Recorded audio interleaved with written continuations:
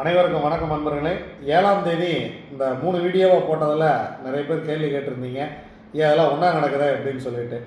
7/12/2025 காலையில் 6 மணிக்கு சத்ரு சம்ஹார யாகம் நடக்கும். 6ஆம் தேதி இரவே மண்டபத்தில் தங்குறவங்க தங்கிக்கலாம். 6 மணிக்கு ஆரம்பித்த சத்ரு சம்ஹாரம் 8 மணி வரைக்கும் நடக்கும். 8 மணிக்கு மேலே நீங்கள் போய் சிவன்மலையில் போய் சாமி தரிசனம் பண்ணிட்டு வந்துடலாம். பஞ்சபட்சி வகுப்பில் கலந்துக்கிறவங்க பஞ்சபட்சி புத்தக வெளியீடு, பஞ்சபட்சி வகுப்பு ஒன்றாகத்தான் நடக்கிறது. இது வேறு மண்டபத்தில் பக்கத்தில் நடக்கும். ஸோ அதுக்கான லொக்கேஷன், ஃபோன் நம்பர் இதில் கொடுத்துட்றோம். நீங்கள் இதில் பஞ்சபட்சி கிளாஸுக்கு தொடர்பு கொள்கிறவங்க பிரவீன் அவர்களை தொடர்பு கொள்ளுங்கள். பிரவீன் போட்டே நம்பர் கொடுத்துட்றேன். சத்ரு சம்ஹார யாகம் பக்கத்துலேயே ஒரு மண்டபத்தில் நடக்கும். அதுக்கு நான் வீரமணி நம்பர் கொடுக்குறேன். வீரமணியை அதில் தொடர்பு கொள்ளுங்கள். 7ஆம் தேதி இந்த 3 நிகழ்வும் பக்கத்தில் ஒன்றாகத்தான் நடக்க இருக்கிறது.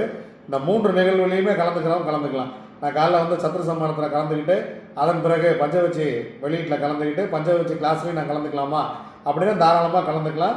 6ஆம் தேதி நைட்டு வர்றவங்க மண்டபத்திலே தங்கறதுக்கு ஏற்பாடு பண்ணியிருக்கோம். வாங்க, பஞ்சவச்சி புத்தகத்தை சிறப்பாக வெளியிடுவோம். பஞ்சவச்சி கிளாஸில் கலந்துக்குவோம். இன்னும் பல விஷயங்களை தெரிஞ்சுக்கலாம். நம்ம வாழ்க்கை வளமாக இருக்கட்டும். நன்றி, வணக்கம்.